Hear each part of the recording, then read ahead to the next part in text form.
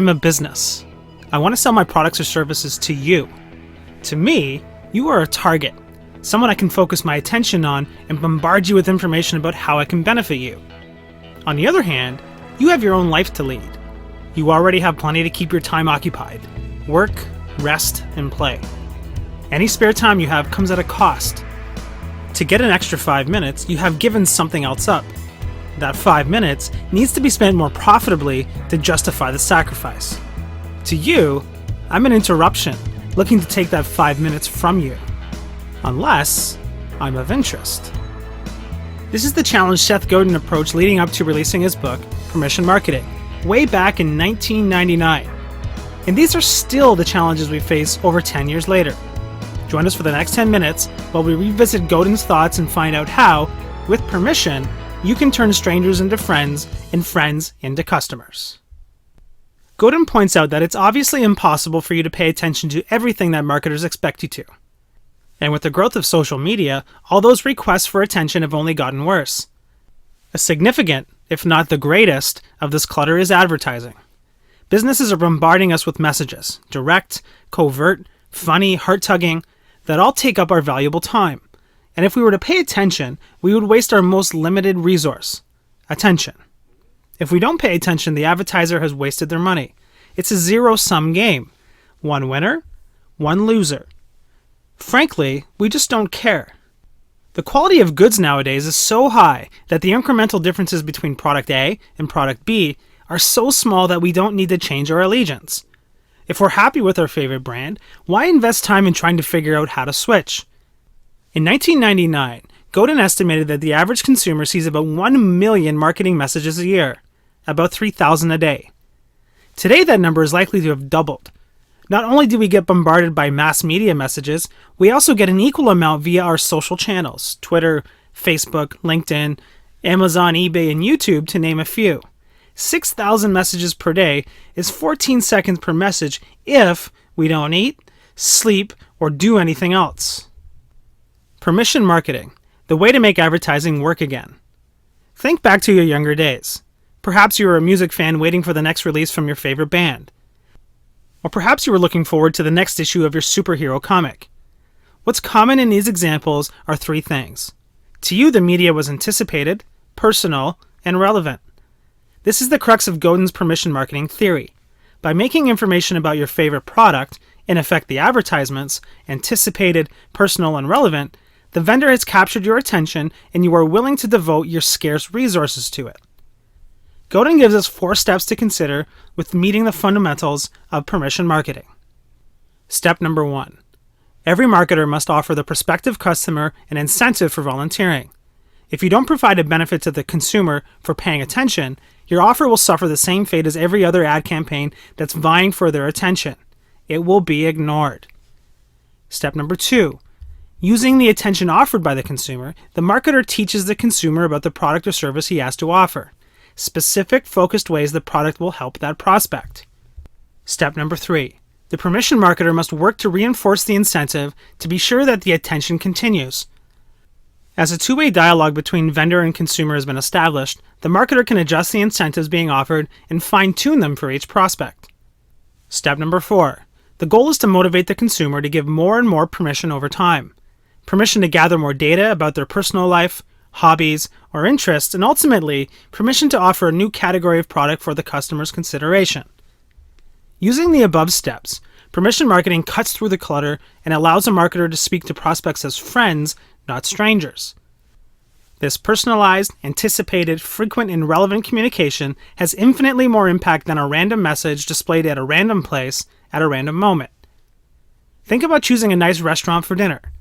If you learn about a restaurant from a cold caller or from an unsolicited junk mail, you're likely to ignore the recommendation.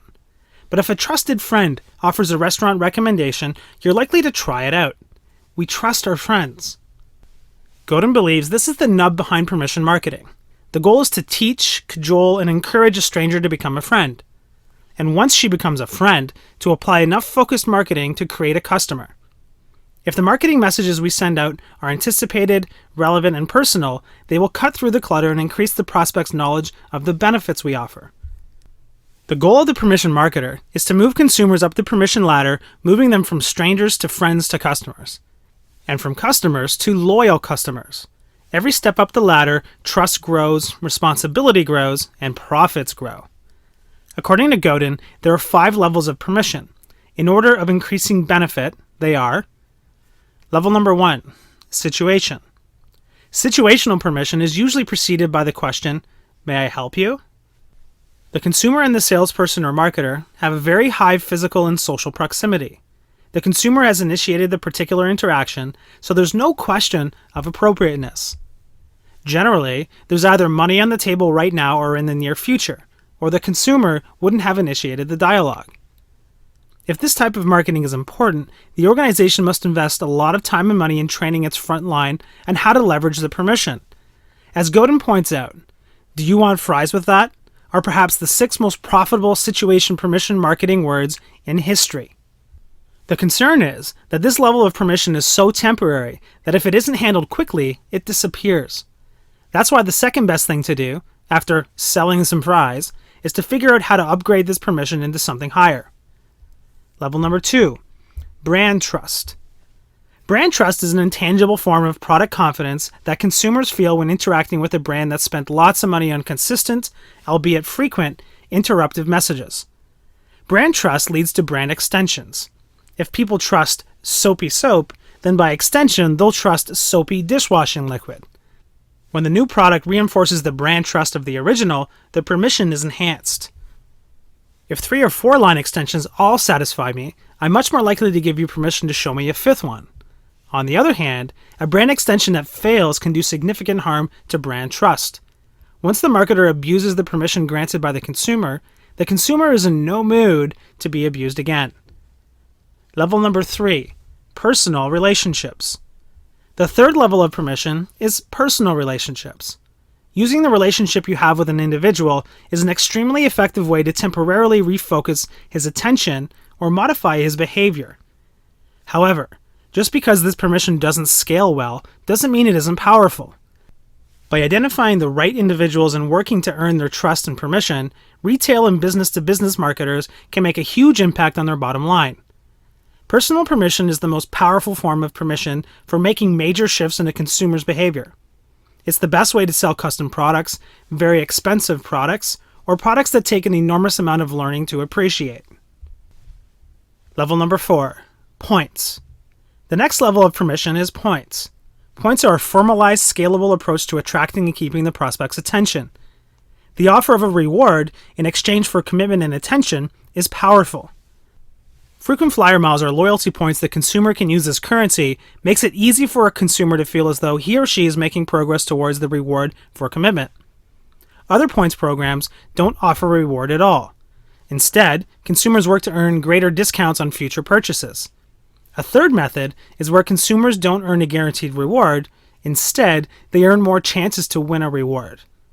With the points method, consumers must understand from the first day that the marketer will be watching their actions and will be using the data to send focused, relevant, personal messages for them.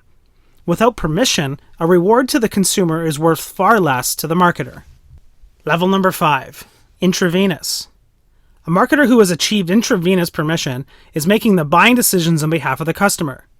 The privilege is huge, but the downside is significant. If the marketer guesses wrong or, worse, abuses the permission, the relationship can cease in a heartbeat. Why give up so much control and allow someone else to profit from this level of trust? The first reason, which is becoming ever more important, is to save time. As we've identified, time is finite, and in today's busy world, if we trust someone enough to act on our behalf, we can spend more time elsewhere. Supermarkets creating preferred shopping lists on our behalf is a prime example. Associated with this is saving money. If we let others buy on our behalf according to our preferences, we know what we're spending. And thirdly, it saves us from having to make a decision. To conclude, there are 4 factors to be considered as permission is granted. Permission is non-transferable. Once transferred, it ceases to be permission. We're back to spam again. Permission is selfish. The marketer is not in control, the consumer is, and the consumer is selfish. Consumers care very little about you or your company. It's all about them. Permission is a process, not a moment. It begins with an interruption but rapidly becomes a dialogue. And finally, permission can be cancelled at any time. Consumers can be whimsical, disrespect them, and they disappear. And there it is, a quick overview of Seth Godin's classic book of advice for smart marketers. Get permission, and the sky is the limit.